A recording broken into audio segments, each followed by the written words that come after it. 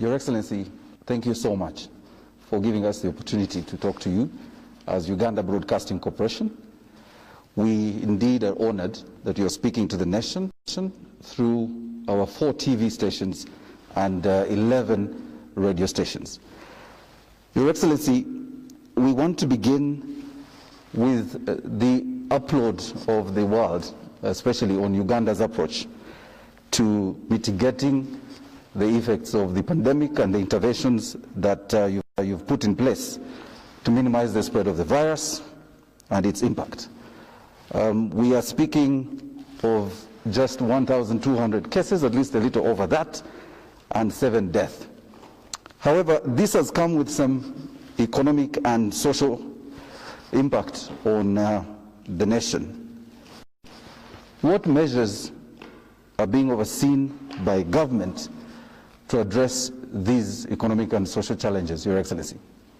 This was a war, and with a war, you balance risks.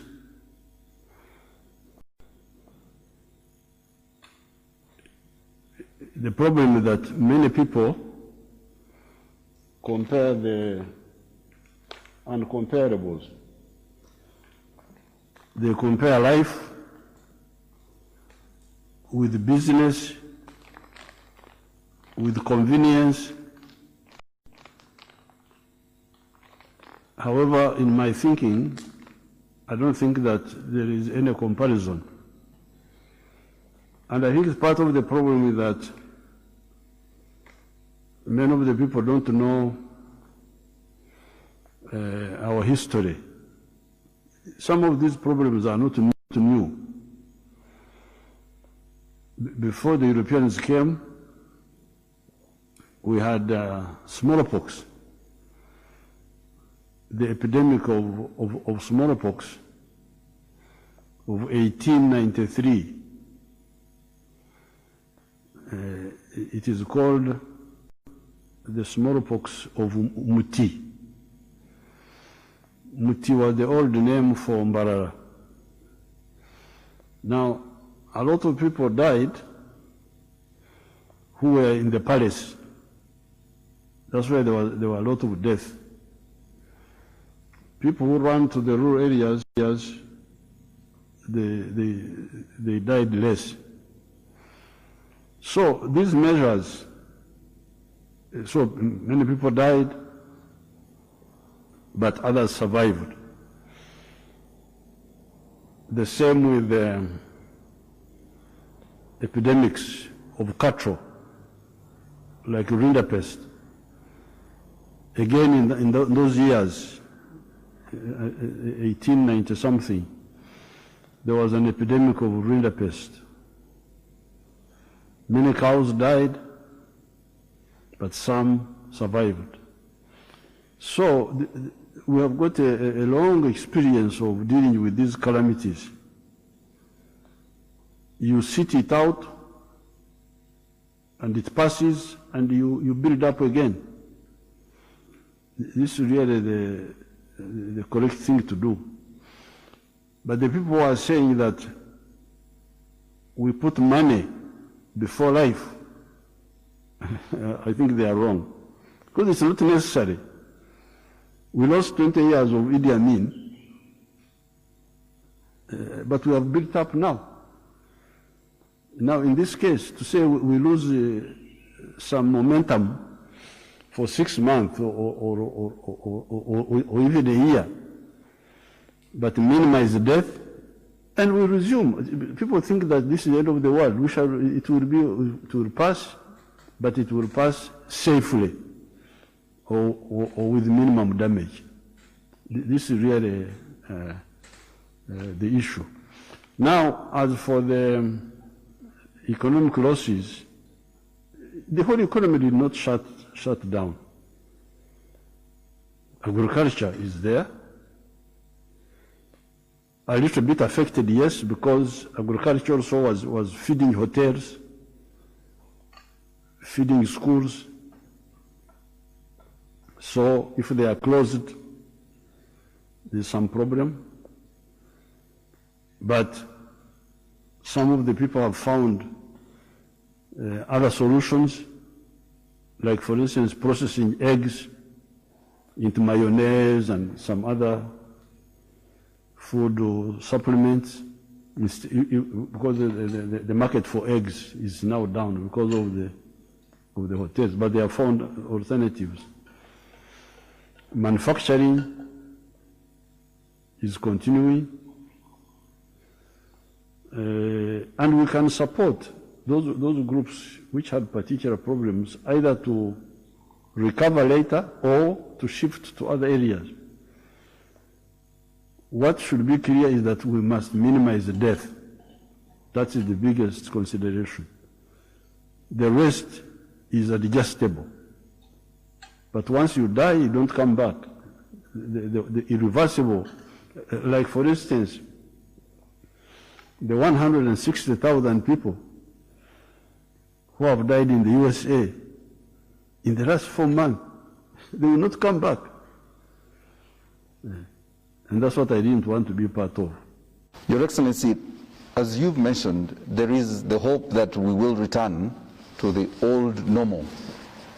However, when we speak about the opening of schools and the airport, are there any quick solutions to mitigating the spread, plus the impact on the economy, as you've spoken, especially the business sector?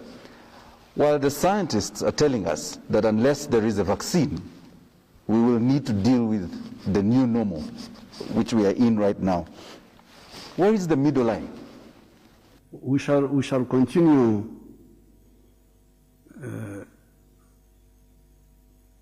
analyzing, see what can be resumed safely. You see, for instance, tourism. We are beginning to think of what if we opened the airport, but for special categories of people. For instance, let's say for tourists, they come, they are checked before they come from their countries, they are checked. When they land here, we also take samples again and put them in dedicated vehicles to take them to the parks, not mix with the population. They stay in some dedicated hotels. Can we not have a way? We are looking at that. Then for business people, we could also look at the ones who have got specific things which they can go to after some quarantine or something like that. So there are, I saw an example in Cuba. In Cuba they have reopened tourism, but for only the ones going to the islands, to the island resorts, not joining the main population. So you could have some ways. The schools, we are looking at the medical finalists because we need them. We need them to, when they finish their undergraduate studies, they become interns. They are the ones who run hospitals. So they can't miss their exam. If they miss the exam, they miss, but you also miss interns. And the interns are the ones running hospitals when they are doing their 1 year of internship. And the nurses. So like the medical, there are not many. They can sit in with social distancing, and they do their exams. So we shall continue seeing what can be done safely. If it can be done, we do it. However, I think we shall really get a solution. Even us here, we are working around the clock about the vaccine, but also about maybe some cures. The fact that people get sick and recover, and not only recover, but actually the virus appears to disappear from the body, gives me hope that we shall find a solution. Speaking about the schools, Your Excellency, we have other candidate classes, O-level and A-level and primary school, and the implications to the other classes. Should we be bracing ourselves for a dead year? No, we said let's wait up to before September we shall make a statement. Because the third term was supposed to open in September. We are now still in the early part of August. Let's see. We shall come out at the right time. Your Excellency, government did pronounce itself on key economic interventions or relief to buffer the economy during this period. Some of these included the restructuring of loans with the banks, the deferred payment of some of the taxes until September, among others, to provide liquidity for the private sector hard hit by the virus. The vulnerable or virtual economy, as you called it in your real versus vulnerable economy publication. Does this address or speak to the efforts the government is putting in place in promoting industrialization, to promote import substitution and export promotion? Yeah, for import substitution and export promotion, the main channel would be the low-cost money in the UDB. We have put quite a bit of money there, more than 1 trillion this year. So that's the main channel. This will be new borrowing, cheap borrowing, different from the other loans. So that will be the main effort. And then plus the revolving funds, the innovation funds for the scientists, and the revolving funds for the youth, different groups. So it is the use of cheap money that we hope to use to really diversify the economy, create a new base. There's a lot of idle capacity. You have maize, too much, but we are still importing animal feeds. And the youth are there, they don't have jobs, but the people who are looking after chicken don't have animal feeds. So why not assist the youth to form associations, and they operate the maize mills for maize flour and also for animal feeds. How about the abattoirs? The abattoirs have been built, but they need somebody to concentrate the bullocks, to supply them. We are creating youth groups and supporting them to do that. Then we go to vegetable oil, sim, sunflower. Instead of being exported and processed, why don't they make vegetable oil out of them by supporting the youth groups, using the innovation, the microfinance, the EMIOGA, we call it EMIOGA funds for supporting these small-scale youth groups. So UDB, the innovation fund for the scientists, the EMIOGA fund for the youth groups, the microfinance, all those lines of credit. What we want to insist on is low cost of money. Interest rate should not be more than 12% for the loan, for those loans. Your Excellency, speaking on the relief to the trade sector, you did engage the tenants. However, there's been back and forth between the landlords and the tenants on arrears on rent during the lockdown period. This has not been resolved, Your Excellency. I don't know if it has come. I don't have the latest. I will check. I don't have the latest. Your Excellency, there's been different approaches to tackling of the pandemic in the East African community.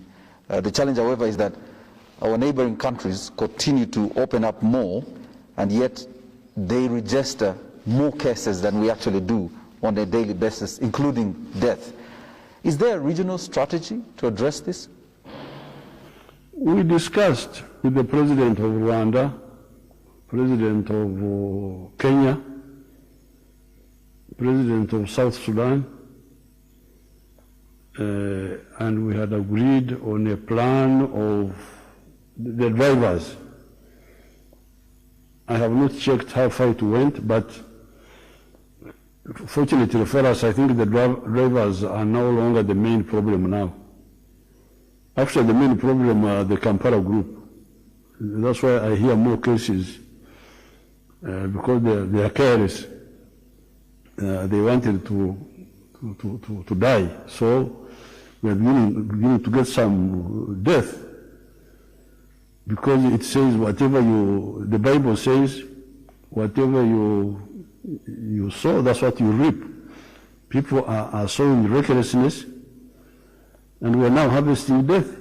So I think people are going to be more careful, because they thought it was a joke. They thought that it was propaganda. But now, I think we have had now 7.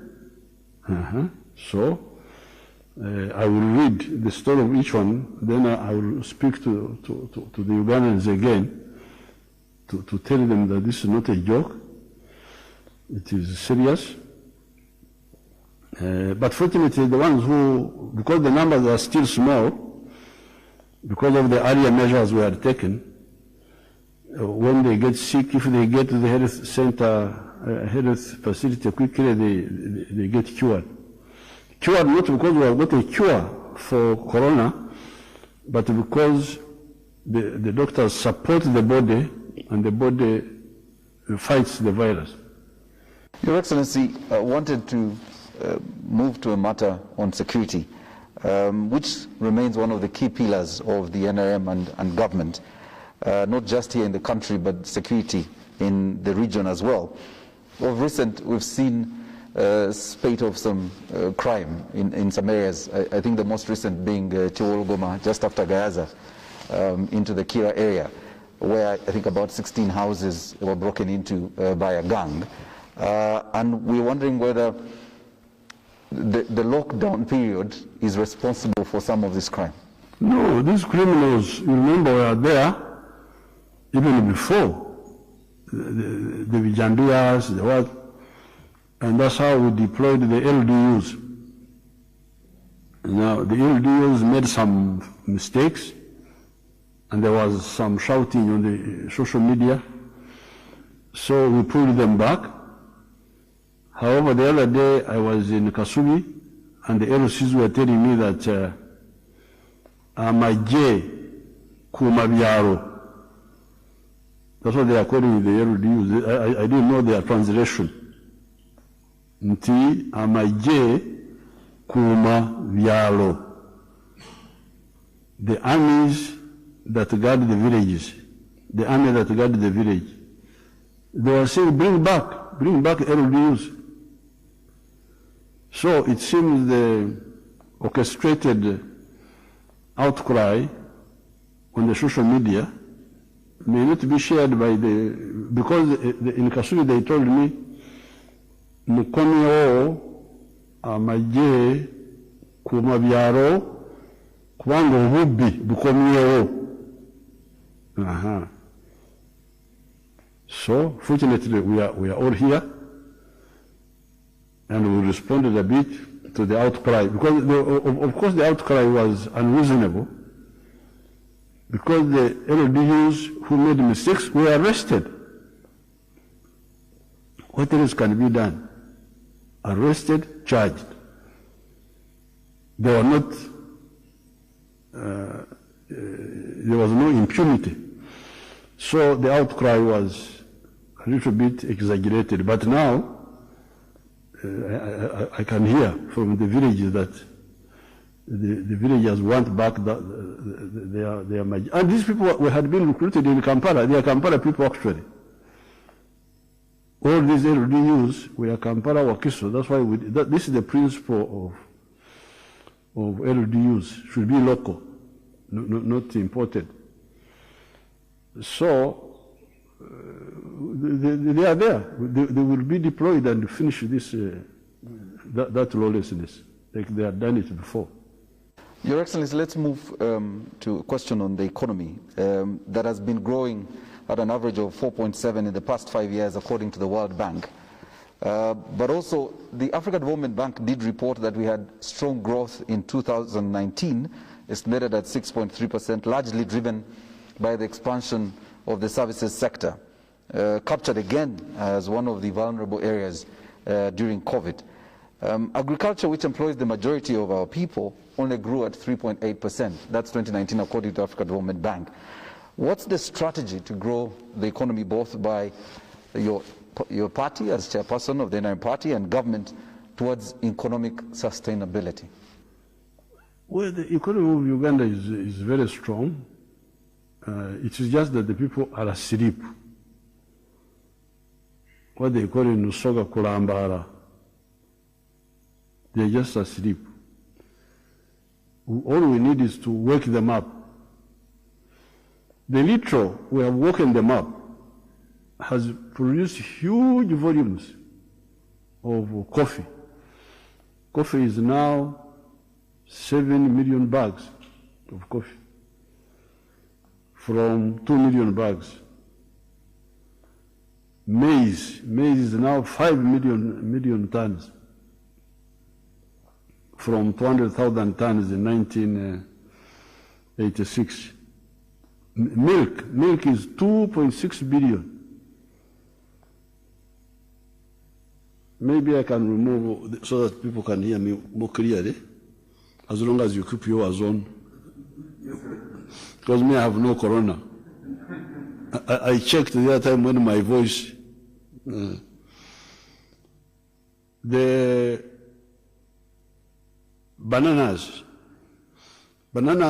were grown only by people in the Ankara area in the immediate past. But now, an area like Fort Portal, like Toro, big growers of bananas, big amount.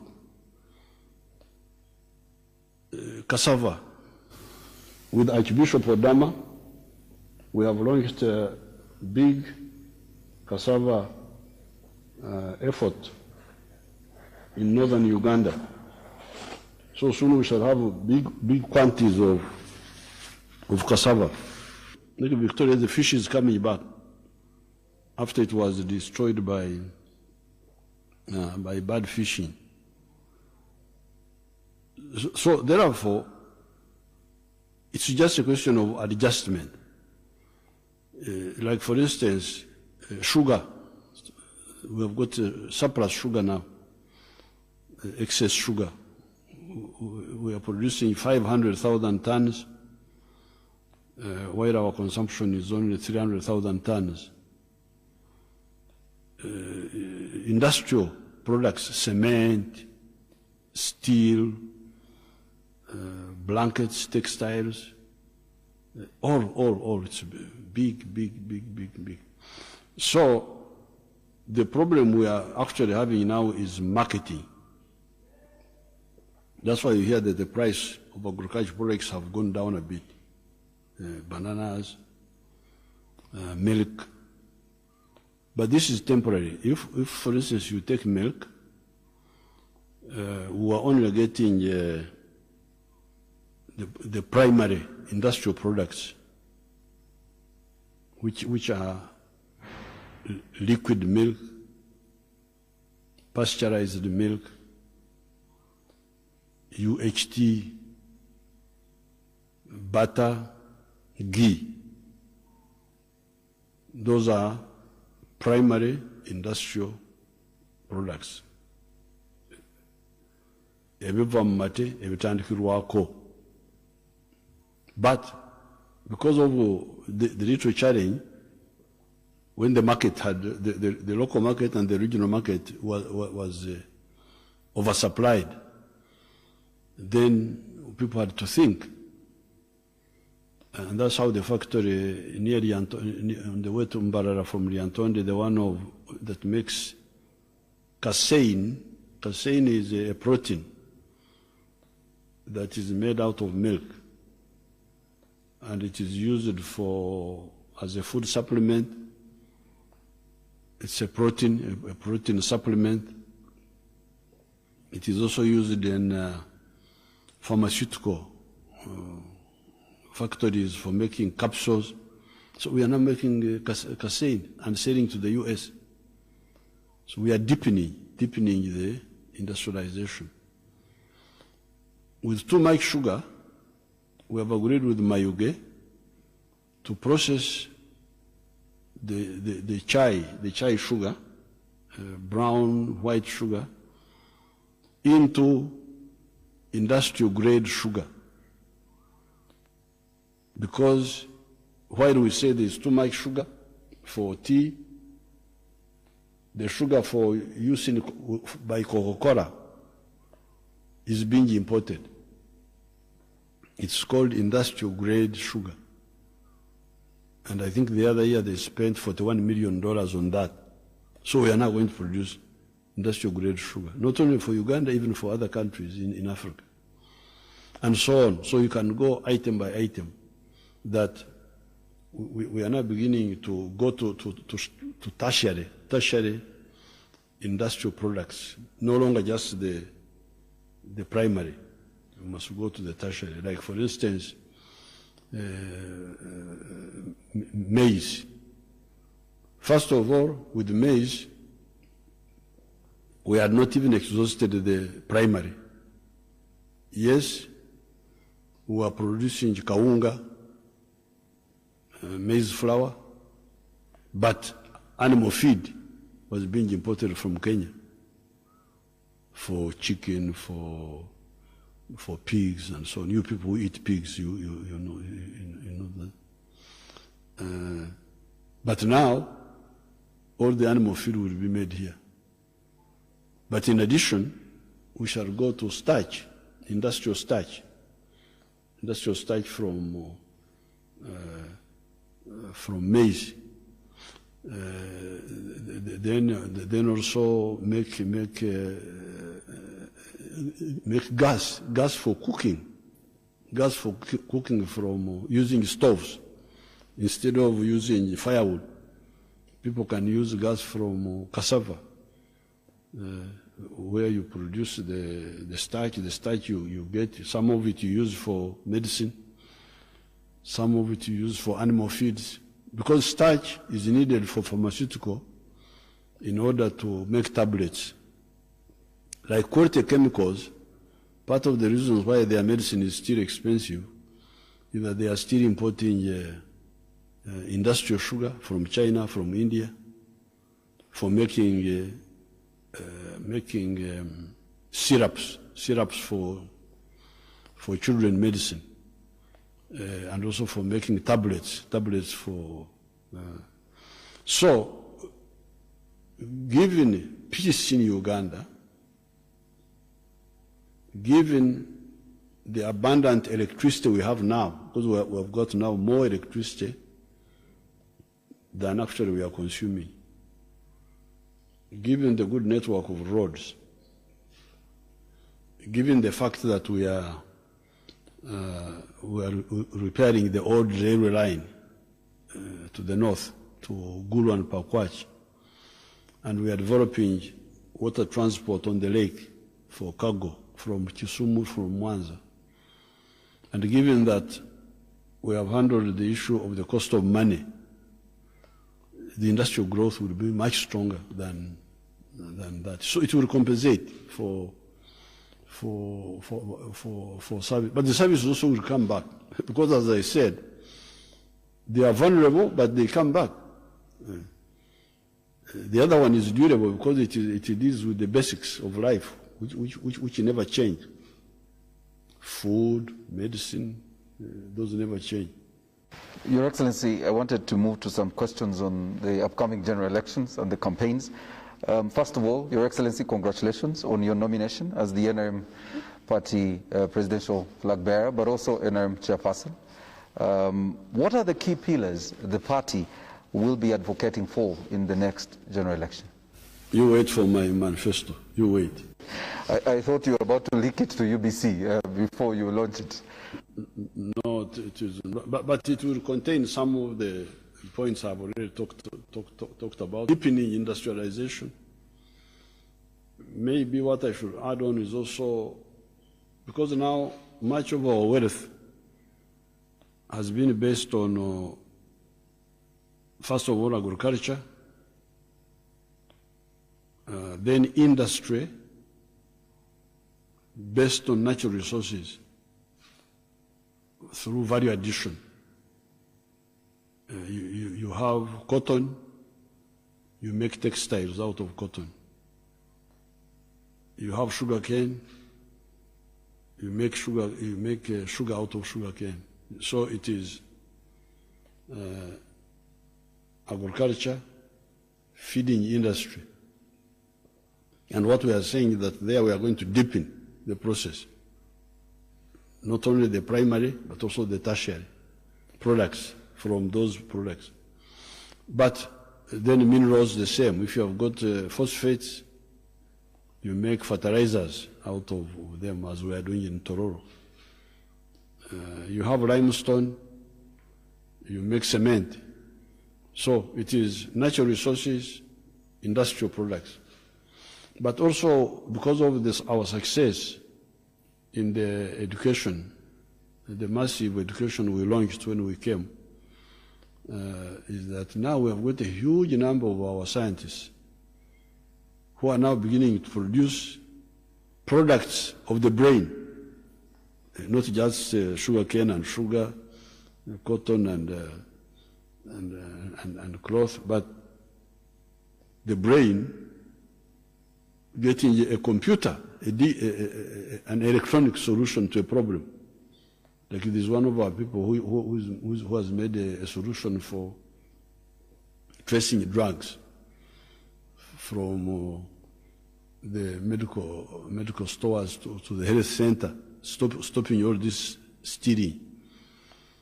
We are talking of the vaccines. There are people who are working on the vaccines. So we are now going to have another pillar because of the previous successes of wealth, which is knowledge-based wealth. All this will come in the manifesto. Your Excellency, an election during COVID, this COVID pandemic, raises mixed feelings. Yourself, sir, you've been avoiding crowds and speaking against any sort of event that draws or attracts crowds. There are views, and there were views, on postponing the election. However, we are on course to having an election despite the pandemic. Does this allay the fears of the people not following SOPs?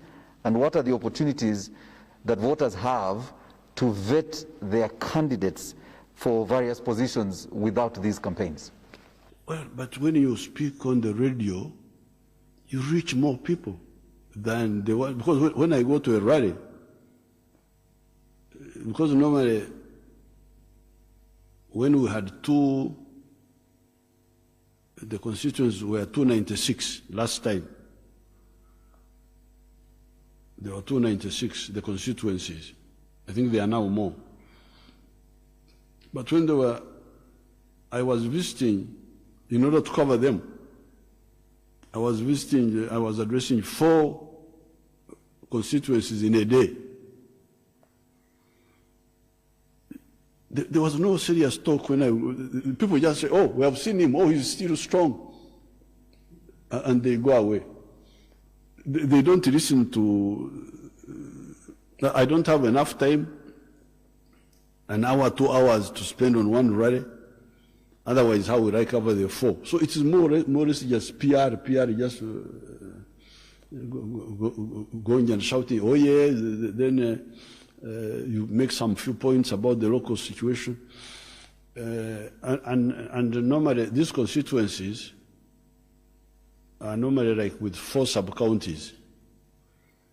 So what we, the NRM, were doing, we would address the rally for that constituency in one of the sub-counties where the people from nearby would walk to the rally point, and then you bring delegates from the other 3. But there would be three sub-counties where people don't come because they are far, and there are too many. They cannot fit here. So these ones, actually, if you are talking about the message, you can do a better message on the radio in the evening when people are at home, when the Electoral Commission apportions time. You can reach more people because you reach each person in his home. They will listen to the message. Yeah. I am a Christian. I have never met Jesus. I have never held a meeting with Jesus, or even a telephone call. But I got the message by reading the Bible.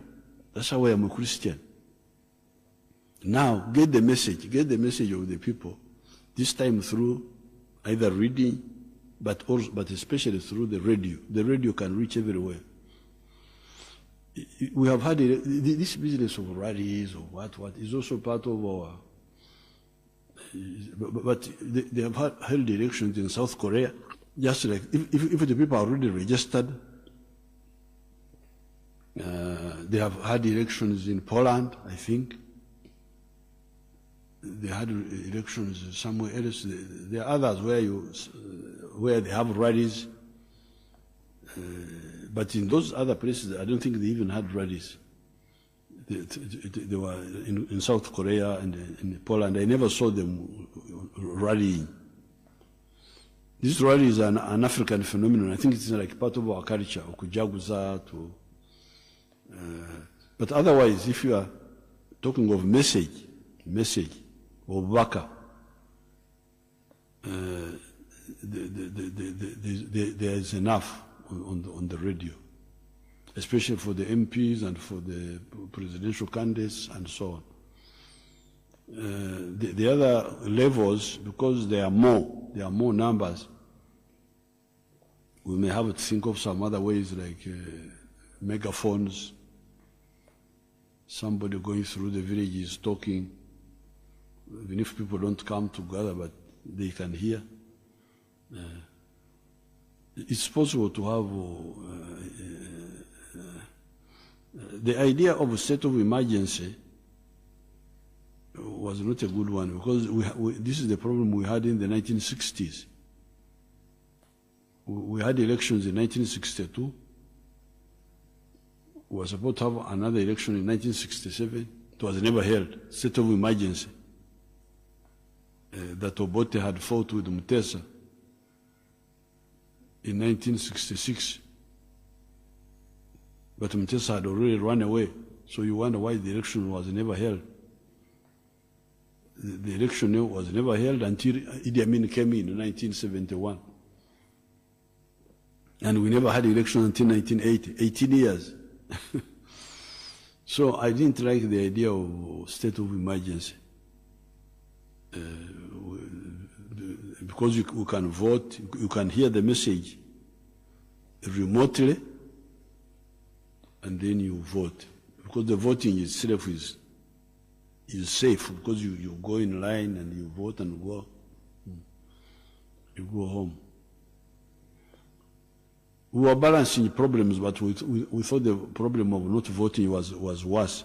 Your Excellency, the opposition has been demanding for a fair ground ahead of the elections. They claim they've been denied access to media platforms and their movement around the country is curtailed. They are calling for a level field ahead of the elections. What do you say about this? Many of the media houses are opposition. It should be the NRM that should complain. Some of the radios are anti-NRM. NTV is enemy radio. There's another one called NBS. I don't know whether it is enemy or what. They normally, Then there are so many anti-NRM radios.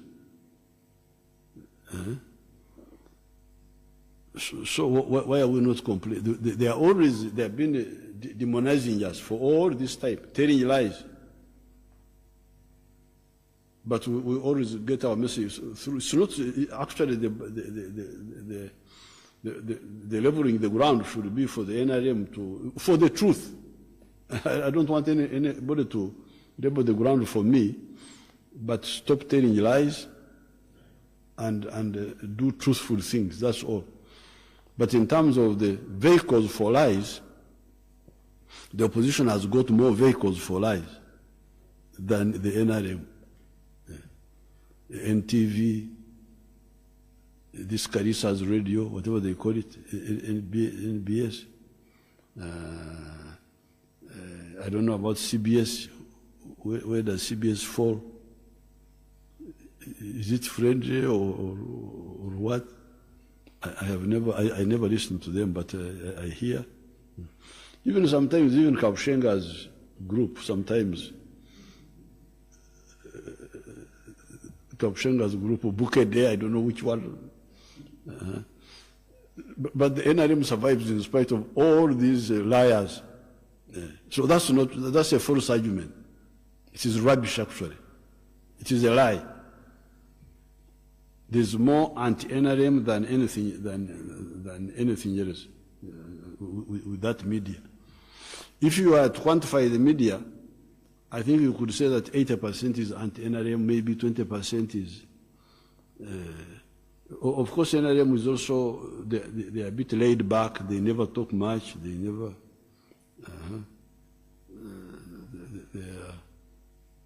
So that's not true. Your Excellency, recently, Research World International released a poll, the poll which was conducted around March, pre-COVID, which put you ahead of all the possible candidates in the race to the presidency at 47% of their 2,300 sample size. Do you, first of all, believe in polls? And what's your opinion on this poll? Well, you remember those polls are not new, especially the ones conducted by Monitor. The Monitor always has a problem of accepting that NRM is very popular. So they say, oh, 47%. The other time they said 49%. You remember the other election, they always do that. And when we come to the election, we end up with 70%. So I think the polls, generally speaking, those polls may represent the obvious, that the NRM is massive and very strong, and that it will win, but they try to suppress it, to say they will win, but with 47%, maybe there will be a rerun or something like that. Just wishful thinking. You check what they published last time, before the election. In 2006, in 2011, they always, 49%. Then I end up with 60%, with 70%. NRM will win, but it will win not with 47%. It will win with much bigger percentage. Your Excellency, the NRM Electoral Commission Chair recently stated that the party has registered over 11 million party members. But I want to take you to 2016, the election, where the party then had registered 9 million members, and only 5.9 turned up to vote for you, which was about 60.7% of the vote in the last election. As the chair of the party and the candidate for the NRM, how do you plan to leverage on this growth to 11 million, but also help swing the election to your side by drawing all the 11 million on election day? I would not tell you our strategy. That's our strategy. Chirimutu. The one which is in the package is known by the one the one which is packed, Chirimutu, the Baganda say, Chirimutu Chimanyu. Huh? The one which is tied in a bundle is known by the one who has tied it. So, Yumbreke. Sagala kubategeeza.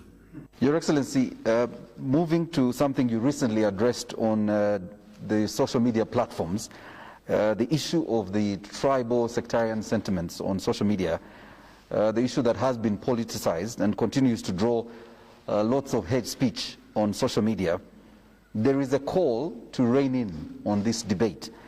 How best can we address this as a country? Well, for me, I don't mind dismantling people with wrong ideas, as long as they bring them out, because I answered them. I don't know what they have answered now. I have not checked, but I will read them again, because I don't know if somebody was editing, or marking who would be right, because these people say Amawanga tribes. But that is a pseudo ideology. It is a false ideology. Because really the issue is prosperity of the people. Abantu okubeera obulungi. Now, right from primary school, my kubeera obulungi, my prosperity, was not mainly from the Banyankore, who were my relatives, my neighbors. I went to school because my father was selling his cows, once in a while, to the cattle market at Ntungamo. And then he would get money to pay for my school fees. And the people who were buying, I never saw Munyankore buying those cows. Because at that time the Banyankore were not active in business. They were mainly crop people and cows people. The Indians and the Baganda were the ones who were in business. So the people who used to buy our cows actually were two Baganda. One was from Kampala called Warusimbi Mpanga. Another one was a fat man from Muganda from Mbarara. The Banyankore called him Bukenya. Bukenya is what you would call Bukenya in Uganda, but the Banyankore called him Bukenya. He was so fat from our cows because he was eating a lot of them. They are the ones who are buying the cows. 1956, I started seeing a Mzungu man, a white man, called Shea. He was based at Ishaka, and he was buying cows to take to Kirembe mines. Kirembe mines had started. So these are the people who are buying our cows. So if you are talking about the prosperity of Museveni, it was not supported by Banyankore. It was supported by other Ugandans, the ones who were buying the cows and the ones who were eating them. Even today, my prosperity, there was a young person who sent a social media message that, why do I use the Baganda word Bazukuru? Don't I have a Nyankore one? Utwesibako. Then I answered the child. I don't know what she has answered. I said, yes, nkwesibyeko munange kubanga nkwetaaga. Ate nawe singa olengera wala kubanga badde oneesibako because you need me. So that was the situation in the 1950s. I went to school because of Uganda. I had my resources. They were not giving me resources, but my resources were only meaningful when Uganda came in. the non-Banyankore part of Uganda, because you see the Banyankore had cows. Yeah. I had cows, my neighbor had cows. I had bananas, my neighbor had bananas. He was not buying from me, I was not buying from him. So the ones who helped us actually were these other people. Of course, you can say that the Banyankore also helped me because by having bananas, I have bananas, then the volumes are big. So marketing becomes easy, it attracts the buyers. So it is my prosperity is partly supported by those Banyankore by co-producing with me, but also by these non-Banyankore who buy our products. So, and the reverse is true. If you go to the Baganda shops in Kampala, who are the people who buy in those shops? It's not just Baganda. It is everybody who has money. The other day I checked, and you find that 18 buses leave Lira every morning and come to Kampala. And those buses are bringing money to Kampala here, from Lira to Kampala. So, I am ready for the battle with the enemies of Africa. The ones who don't see the importance of the interdependence among the African people. If you don't see it, if I was to stand here and say, we Banyankore, Fengaba Nankore, I would be an enemy of the Banyankore first. Because if there was no Uganda, the people to suffer first would be the Banyankore. Yeah. Who would buy their milk? Who would buy their cattle? Who would buy their bananas? Because for them, they can't easily trade among themselves because they are producing similar products. Now, if you hear a Muganda talking, Fenga Baganda, you know he's an enemy of Baganda, number one. And secondly, an enemy of Uganda and an enemy of Africa. And we shall crush those enemies, as we have done in the past. Yeah. You preach your nonsense, we shall answer you by word. And if you go beyond word and want something else, you will also get it.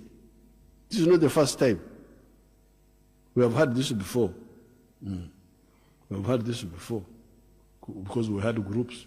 Otherwise, why did Uganda have problems? Bantus against Nilotics, Nilotics against Bantu. These were the rubbish of 1966. That there is a conflict between Bantu and Nilotics and Mutesa, Ivinjira, the other group, for the Bantus against Obote, for the Nilotics. Baganda against this one, Catholics against the other one, but most Christians against that rubbish. We shall defeat it. That's why I don't mind answering. You speak, and I answer you, and people can listen. I'm very confident of my answers. I would defeat anybody, any of those people in any forum. In 1982. The Red Kaira was disturbing our war zone where we were fighting. That NRA is Majegaba Nyankore. That him Kaira, Ayagara Kora Majegaba Ganda, UFM. So we said, okay, you go and fight on your own, don't come to our area. You go and fight as Baganda. War is not food. The Banyankore have a proverb, say, and you could ranch. When you are making a lamb for food, you make a small one, so that people don't come and finish the food. But when you are making for war, you make a big one, so that more people come. So Kaira thought war was food. She said, as Baganda, why do you want to monopolize a war? A war is very, very, very costly. You should call more people to come.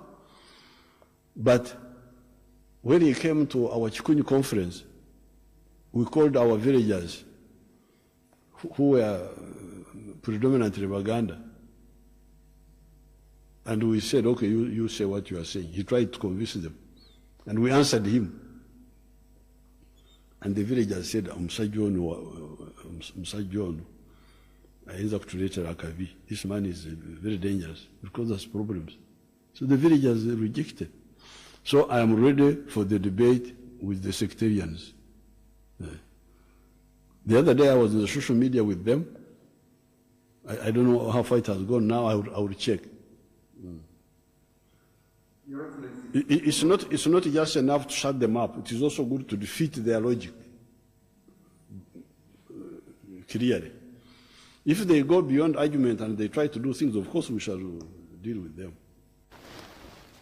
Your Excellency, speaking about social media, you've been quite active lately and continue to engage on your platforms, that's Facebook and Twitter, that speak mostly to the Bazukuru you are speaking about.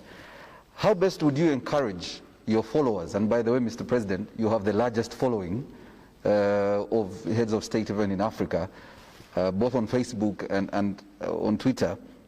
How would you encourage your followers to use these platforms positively? Because you see the arguments of the patriots. You see, they are patriots. That's why the NRM talks of the 4 principles: patriotism, Pan-Africanism, socio-economic transformation, and democracy. So we, the patriots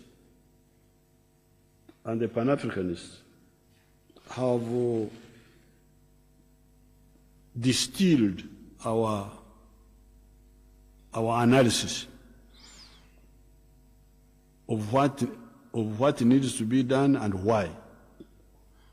So no matter what I do, when I write pieces like the ones I write, and I have written so many of them, so what I think I will do is to give people like you all these writings, like for instance the speech I gave on Mandela Day a few years ago, because all our analysis is there. These people are talking of identity, tribe, religion. For us, we rejected that long ago, and we said no. What is important is interests of people. Kiki ekinagasa abantu. What will the Banyankole have a very good word, okuchenura, omucheno, to remove the problem. Prosperity. I've already told you that prosperity comes from community exchange of goods and services. Even in the pre-colonial times, when the Banyankole had cows and things like that, the back cloth, embugu, were coming mainly from Buganda and from Bukoba, from Tanzania, and Rakai Kochi. And if you wanted to tell which doctors who could clog and you don't recover, you had to go to Kochi or Tanzania or Bukoba. So there were specializations.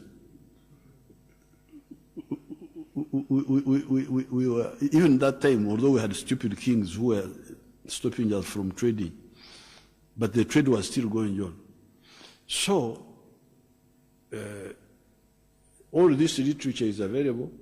So I would encourage our cadres to really, I would have to publish all these books, I think, and make them in the book, put them in the book, and people just buy them.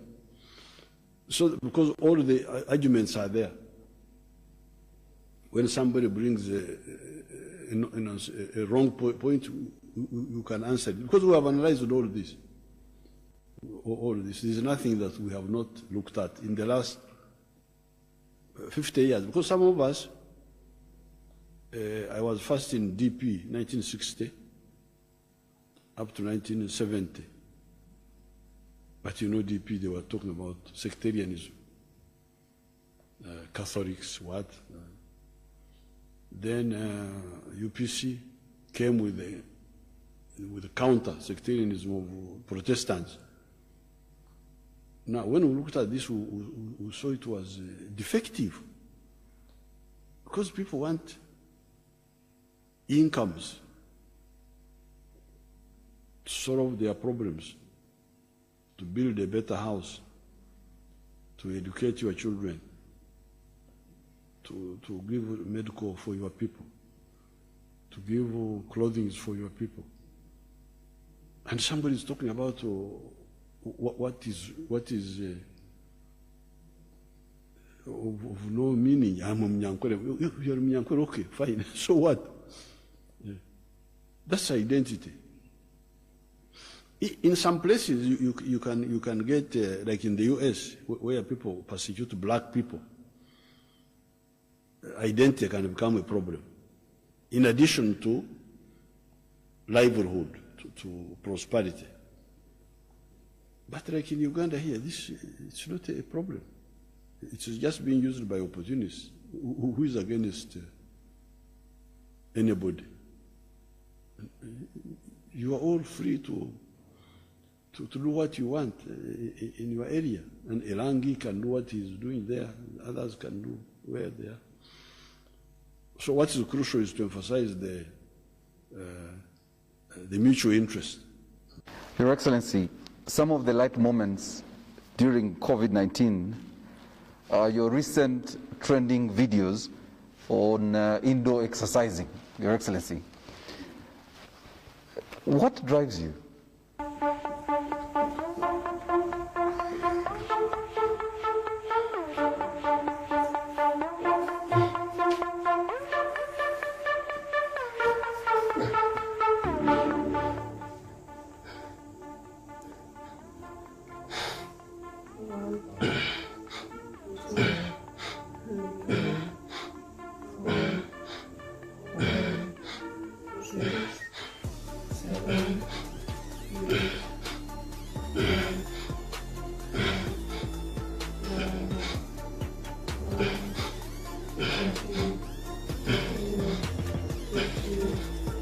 Look out.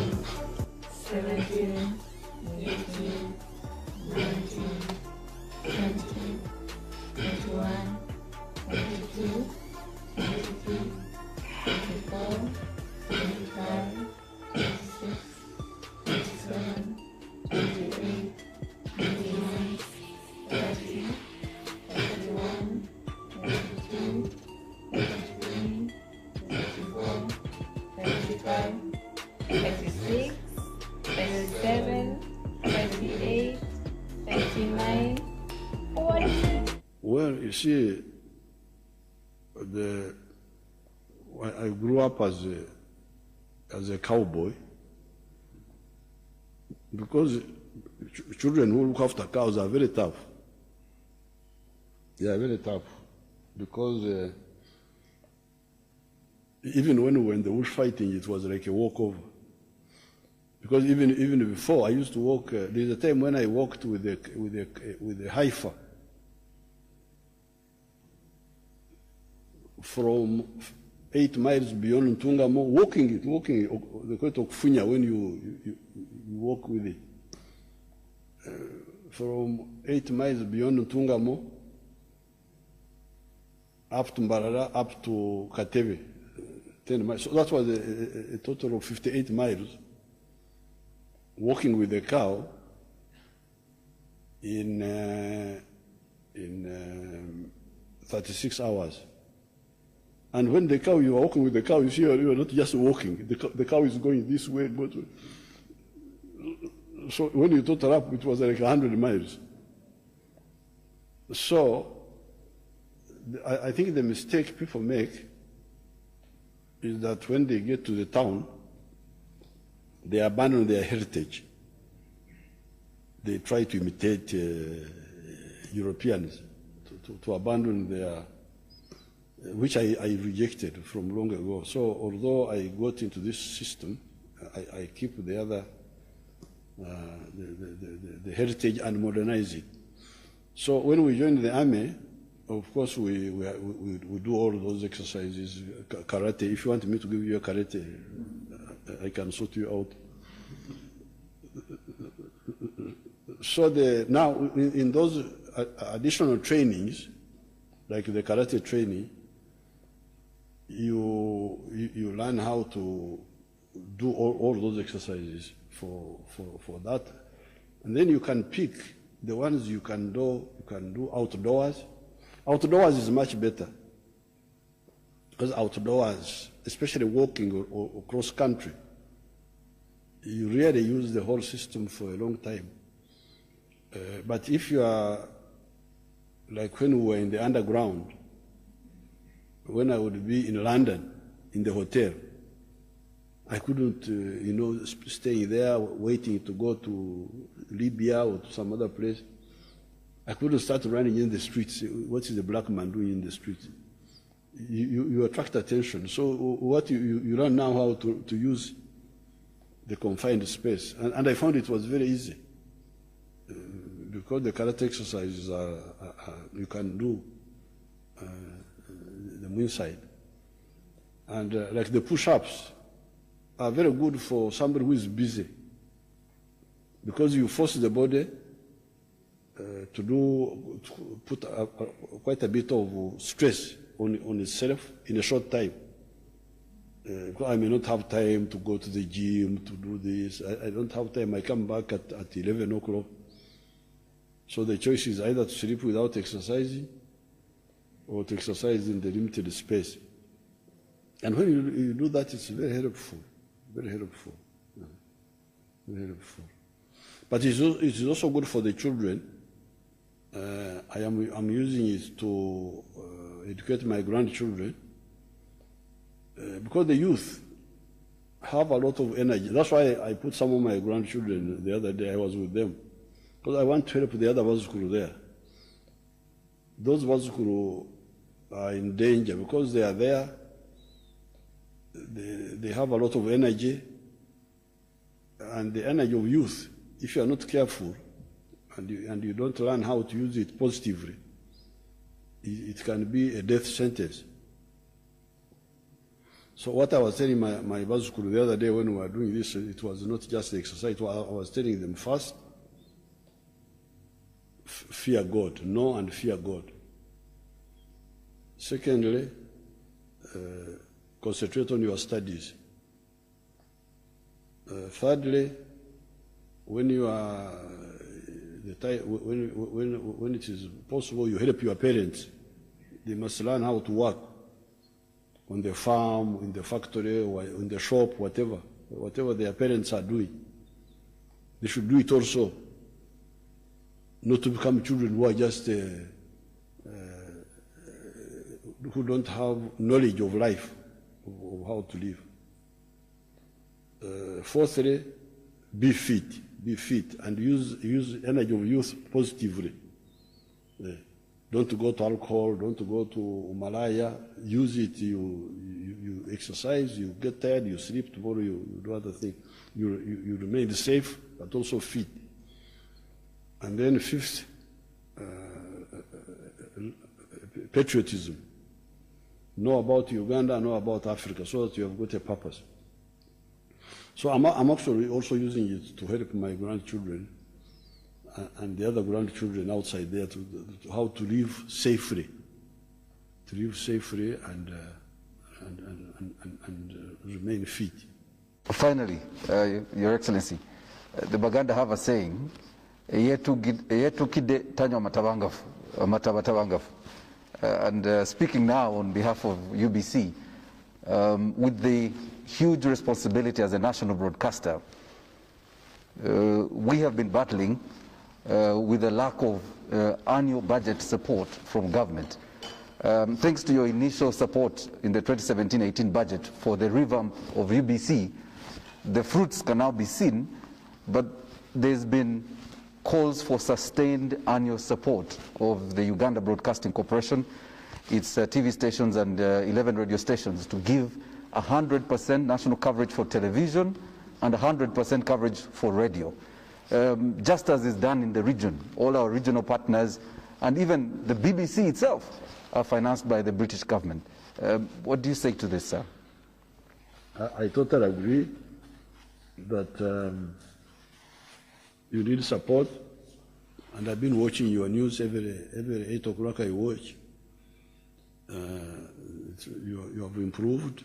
So we shall give you all the support. We shall give you all the support. If there is anybody who has not been supporting you, I will push them. I discussed with Nabakova. We shall give you the support. You just tell Nabakova to tell me what is needed. When you started this crusade of liberating Uganda, you went with some young men, your colleagues, the Mwesiga Black, the Mwesigas, the Rwaherus and group. They followed you by ordinary standards. These people were following something they probably didn't appreciate as much as you did. You achieved what you were able to achieve. You went back to fight Idi Amin. You achieved what you did. You took others to the bush and came back. From your assessment of this transition and looking at the Vazukuru, what do you think the population dynamics, the stability in the country? Do you still have people who are ready to die with you if you are to start another war? Yeah, he's saying that, do I still have people who are so committed? Yes, they are there. They are there. They are there. I can see them among these Vazukuru. You can see them. There are some who are taken up by foreign cultures. It's not bad to admire foreign things, but it's bad not to want to build up your own strength so that you deal with the foreigners from the position of strength. That's where the weakness is. But that weakness is really because partly the problem of the NRM itself. They don't reach out to these youth. They remain among themselves. I don't know what they do really. The people are supposed to, because me, when I fish out these people and they come and we talk, they understand. They understand, and some of them become very, very committed. So really, they are there. They are there. They are committed. They can be committed, but they are not well exposed. They are not well informed. It is more a little bit. You know, Uganda had a lot of problems. You see, for instance, when we came from the bush, we had prepared a big. The people you are talking about, whom we prepared in the 1971. The ones you know, some of them died. Then in 1976, 78, I prepared a group in Mozambique. Some of them, the second batch, not the first batch. Among the Mozambique group, the ones who are still around is General Sare, General Coretta Ivan, and there are two others. There's Omure and another one. Now, those ones came and prepared a bigger group, the Tumuines, another group. Then those prepared another batch. But when we came from the bush, many of those people died from AIDS. So I think it affected our mobilization, because now you started relying on people who are not connected with the other history very well, because many of the Luero, let's say, because there was Mozambique produced Mbarara massacre, 79 war. Mbarara massacre produced Luero. Ruero come to Kampala now. When they come to Kampala, that huge group of people who could have now gone here, gone there, now many of them died. They died. So we had now to recruit new people, these Mukishas, and so I don't know what Mukisha was doing. What were you doing in 1986? I was in primary school, actually. Now I'm depending on this primary school. So there was that, a little bit of that disconnection. The Bazu could seem not to be serious because they are not accessed. Once you access them and you talk to them, they really wake up. And they are a bit more idealistic because they are educated. Many of them are not, they can actually be good. It is a question of getting them. Thank you very much, Your Excellency. And thanks for speaking to the nation through Uganda Broadcasting Corporation, sir. Thank you so much.